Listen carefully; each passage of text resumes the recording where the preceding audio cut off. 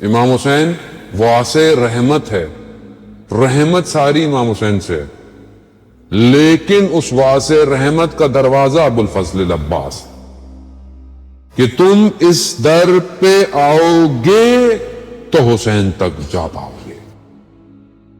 جھکا ہوا ہے آج بھی حرم حسین کے حرم کی طرف۔ اس لیے تو کہا جاتا ہے کہ جب پہلے زیارت پر جاؤ تو کہاں جاؤ؟ پہلے قاضی عباس کی زیارت کرو، اجازت لو، ادب کا تقاضا ہے۔ جس عباس نے اپنے امام کے آگے آج تک آنکھیں نہ بلند کی ہوں، اس کے حرم پر آنکھیں جھکا کے جانا چاہیے، دلوں کو جھکا کے جانا چاہیے۔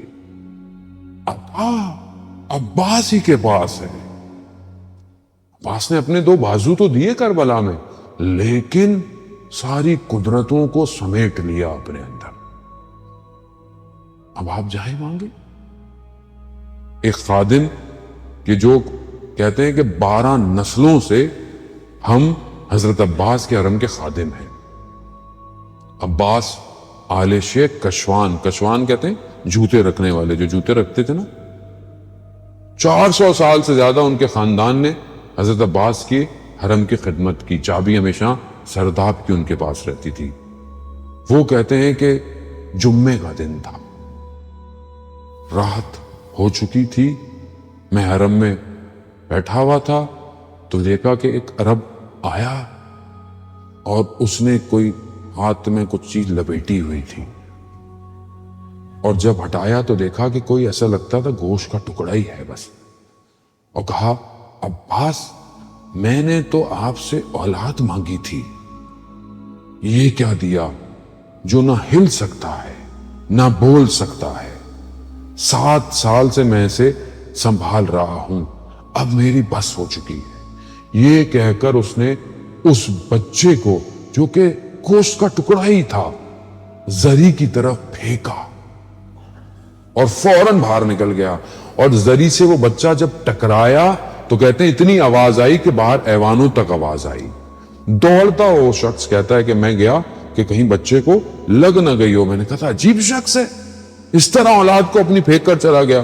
میں نے بچے کو اٹھایا، اپنے آغوش میں اٹھایا، اپنی آبا کبا کے اندر اس کو لیا، اس کو بٹھایا۔ کہتا ہے 12:30 بجے یہ واقعہ ہوا۔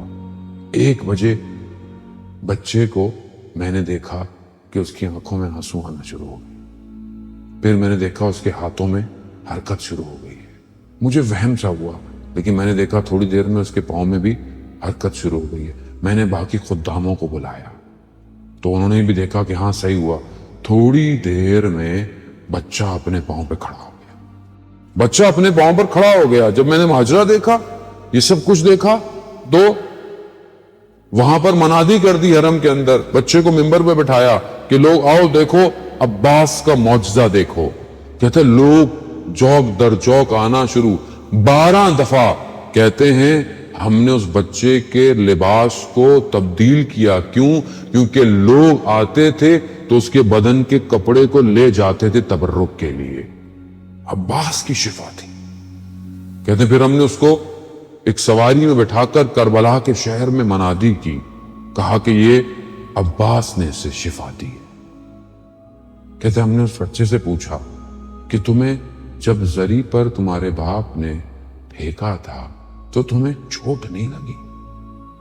کہتا ہے جیسے ہی میرے باپ نے مجھے زری کی طرف پھینکا تھا تو زری سے 2 ہاتھ نکلے، انہوں نے مجھے آغوش میں لیا اور میرے پاؤں سے میرے ہاتھ اور پھر میرے سر تک پھیر کر چلے گئے۔